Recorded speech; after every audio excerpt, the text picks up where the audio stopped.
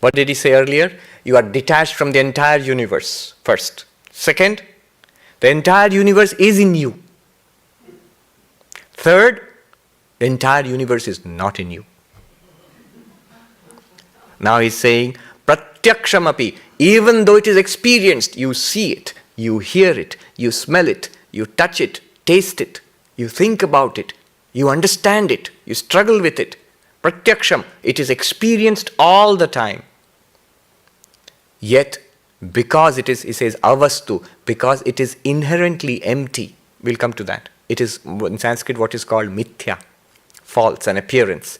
Because of that, there is no universe within you. Amale tvai, in you the stainless, the pure, in which there is no blemish, in the blemishless the entity, the reality which is you, that no universe exists in you. It appears in you. Look, they're not denying it. They're not denying you actually see the universe, you experience the body, you have a life, you experience it, not denying it. They're just saying it's not real. It's an appearance. Then, Rajju Sarpa iva vyaktam. It appears like that famous snake in the rope. It appears like a serpent in a rope. The rope is mistaken for a serpent. You, the infinite existence, consciousness, bliss, you are mistaking your real nature for this world. This world is none other than Brahman. This world is none other than you. You do not know that. You know it to be a universe and people and a life of suffering and strife, ambition and success and failure, the little stories of each of our little personal lives. That's what we know it as. Pratyaksham api avastutvat. Though we see it, it's not real. That Swami under whom I used to study this, I have told this story earlier again. I think I'll repeat it, but it's pertinent here at this point. He was in Gangotri. The Ganges is flowing past the Ganga, narrow and fast, and 10,000 feet in the Himalayas. And this television crew comes to take a picture, to take a video of the Ganga. And because the Swami had not seen television, they said, "We'll show you TV." And they put a television in front of him, they cranked up a generator, focused the camera on the river, and the Swami told us, in Hindi he told us, "Sab dikhta hai Mahatma ji, pani bhi Ganga ji bhi dikhti hai, kal shabd bhi sunai deta hai." We could see everything, oh Swamis, a group of Swamis were sitting around him. "Oh Swamis, I could see everything. I could see the river flowing past, I could hear the gurgling sound of the water. I could hear that." Then I asked the director of the film crew, the TV crew, "Sir, can you give me a glass of Ganga water from there? Can you, ek gilas Ganga pani dijiye, can you give me a glass of Ganga water from the river?" And the director laughed and he said, "Oh Swami, how is that possible? It just looks like that, it's not there. Dikhta hai nahi in Hindi, it's very powerful there. It looks like that, there's no reality to it." And then the Swami, I can never forget, he looked very piercingly at us. We were sitting at his feet. "Oh Swamis, oh monks, look around you. There's towering peaks, glaciers running down, the pine forests around, and the river flowing at our feet. Look around, all this, it appears there is no reality here. It is form, it is sound, it is smell, it is taste, it is touch. Instead of seeing a two-dimensional movie, a three-dimensional movie, you have this five-dimensional movie playing before consciousness. There's no reality there. There's no substance. Nothing that will slake your thirst." There's a Tagore song.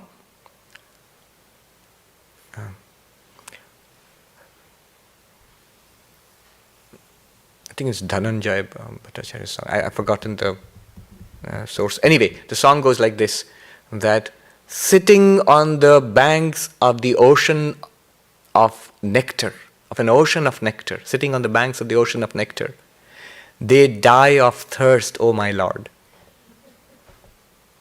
They do not turn around and see. They scrabble in the hard sand, trying to get a drop of water to quench their thirst. They die there on that sand. They do not look around to see the ocean of nectar behind them. That's us. He's talking about us. Struggling throughout life for a little bit of peace, a little bit of love, a little bit of lasting, profound satisfaction in life. No. We are trying to get water from sand. The reality is within us, is who we really are. It's an appearance. The universe appears in thee. It's an appearance, it's not real in itself. Technical point here before I go on. Definition of falsity in Advaita Vedanta. How do you define what is false? That which borrows its reality from something else is false. It does not have reality of its own. It's like saying, who's not truly rich? Looks rich, but is not rich. It means credit cards. You borrowed your wealth. I have borrowed my wealth from others. I look rich. I act rich. I buy rich. But I am not rich because it's all borrowed. So I am not truly rich. All that appears seems to exist. Its existence is drawn from Brahman, that infinite existence which you are. It's borrowed from the universe, borrows its existence from you and appears before you. Vivekananda says, things are dead in themselves. We breathe life into them. Then either we chase them or we run away from them. It borrows its existence from us. That which has borrowed existence is defined as false. False is not non-existent. There's a difference between existent, false, non-existent. It's like this. It's a difference between telling the truth, telling a lie, and keeping silent. Telling the truth is saying it as it is. That is the existence. That's compared to Brahman, the reality. On the other hand, is not saying anything, keeping silent. That is non-existence, nothingness. But the false is neither of these. When somebody tells a lie, that person is actually speaking, is saying something, not keeping silent. Is saying something, but telling an untruth, telling it as not as it is. Similarly, that which is false, the universe of appearance, is not non-existent. It is not truly existent like Brahman. It's a mixture of the two. It borrows its existence from Brahman and then plays out before us. So here is the point I want to make. A little bit of logic, borrowed from a philosopher who lived 2000 years ago, Nagarjuna, the great philosopher of Shunyavada, the school of void, Buddhist void. The logic goes like this. Hold on to the idea that the false, the appearance, the mithya, literally Sanskrit word mithya means false, is borrowed existence, right? That which borrows existence is not either existent nor non-existent. That is the false. That which we cannot say it really exists. Brahman only really exists. That we cannot say it does not exist because it appears to us. How can you say it does not exist? It's not the truth, it's not silence, it's in between. You hear it, but it's not true. You see it, it does not exist. So that which you cannot say that it truly is, that which you cannot say that it is not, that mixture that neither exists nor can you say it does not exist, that is the false. Hold on to that. Now the logic goes like this. When you say borrowed existence, in normal circumstances, borrowing something is very simple. I mean, who borrows? The person who does not have it. Follow this logic, it's very interesting. The person who does not have something will borrow. So who borrows money? A poor person borrows money. Who is a poor person who does not have money? Borrows money. So the poor person does not have money, borrows money. It's simple. But when it comes to existence, the thing becomes very interesting. The question is asked, what sort of entity can borrow existence? What sort of entity can borrow existence? The truly existent need not borrow existence because it exists. Brahman, God, the ultimate reality, need not borrow existence because it exists. And that which does not exist, non-existent, cannot borrow reality because it doesn't exist. How can it borrow reality? A non-existent man cannot borrow money. Similarly, a non-existent entity cannot borrow existence because it doesn't exist. How will it borrow anything at all? It cannot do anything. So that which borrows existence cannot be ultimately truly existent, it cannot be non-existent. It can only be neither truly existent nor non-existent, in between. That is the definition of the false. It is only the false which borrows existence. Borrowing existence is called falsity. If that sounds very abstract, look at the snake which appears. The rope is mistaken as the snake. That snake, its existence, the momentary existence which you feel, there is a snake there. It borrows that momentary existence from the rope, which is its reality. The world of appearance borrows existence from you, the ground of appearance. Meister Eckhart, the great mystic, Christian mystic, Catholic mystic, he called God the ground of the universe. God is the ground of the universe, upon which the universe subsists and upon which it appears, but in which it really is not, Ashtavakra is saying. And that ground of the universe, you are. Not individually, that one reality, you are. That's your reality. Third one. What in one Sanskrit word, what shall we call it? Mithyatvam, falsity of the world experience. The world is an appearance. In what? In you, the reality. The fourth verse, the last one this evening, is a consequence of these three. Remember these three. Non-attachment, asangatvam. Ekatvam, oneness of the universe, you. Mithyatvam, the non-reality, the unreality of the falsity of the universe which appears in you. First stage, you're completely detached from the entire universe of experience. First stage. Second stage, the entire universe of experience is in you. It's not different from you. Third stage, that which is in you, which appears in you, is really not in you. It's an appearance.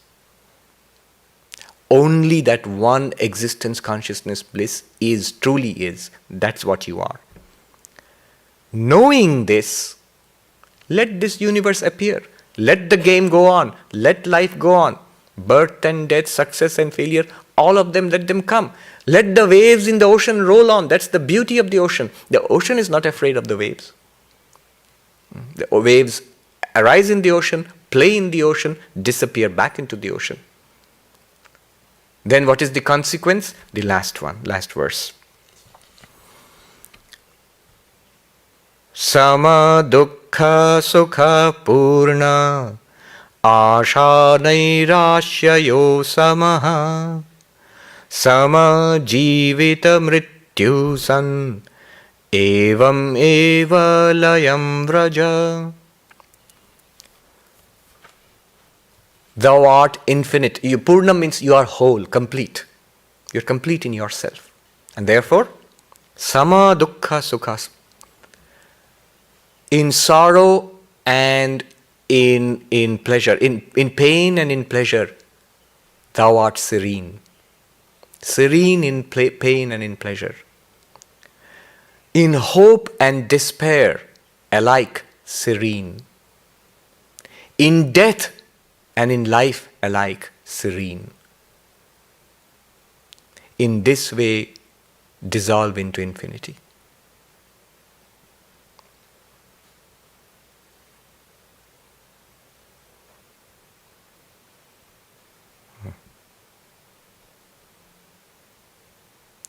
The consequence of this will be this tremendous serenity that comes off. You see, serenity is not a quality of the mind. It's the very nature of the self. When you become aware of that, the mind will become serene. The mind, you see, dukkha. If pain comes, mind will experience pain. But in the background of that will be an unchanging serenity. When Turyananda asks Ramakrishna, when Ramakrishna was suffering from cancer, how are you today, sir? Throat cancer, a nasty form of cancer. How are you today, sir? And Sri Ramakrishna says, the cancer is there, the pain is there, I cannot eat anything, it hurts. And Hari Maharaj says to him, apparently a cruel thing to say, he says, but I see you are in great bliss. Sounds cruel to say to a man dying of cancer. And what does Ramakrishna say? He bursts out laughing and he says, the rascal has caught me out. Hari Maharaj himself, later on in life, when you're suffering, in so many incidents are there, where they would perform operations on him, he would say, perform the operation without any chloroform, without any anesthesia. And he would sit in peace. Absolutely serene. Serene in pain, serene in pleasure. Pain is experienced. Vedanta is not a painkiller. It will be experienced, and you will experience this, you will know the serenity beyond the pain. The pain appears in the ocean. It's a wave in the ocean which you are. You experience it. It's nothing to you. At one point when he was suffering a lot in his old age, Hari Maharaj, Swami Turiyananda, was asked by a young monk, "Are you suffering very much, Swami?"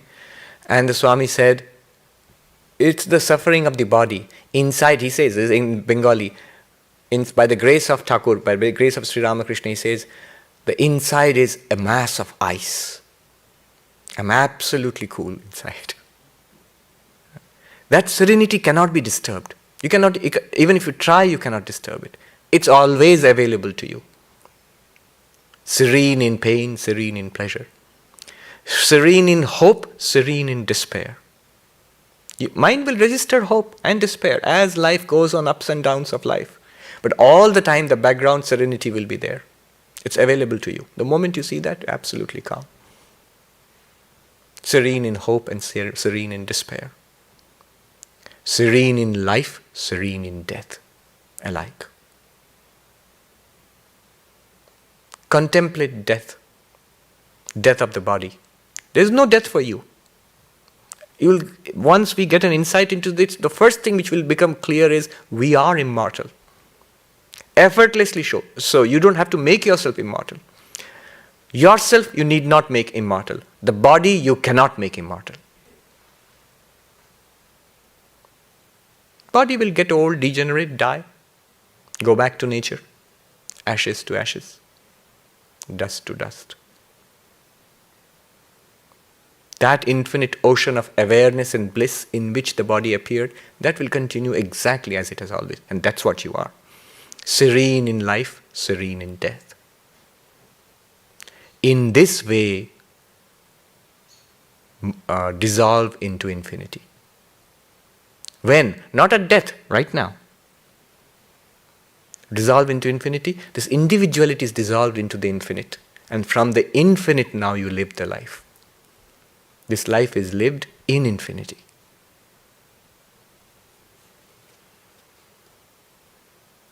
The whole book is like this, just four verses. No wonder people are warned against this book. Be careful, it will drive you crazy. Questions? If you give it to the mind, it will have 1,000 questions.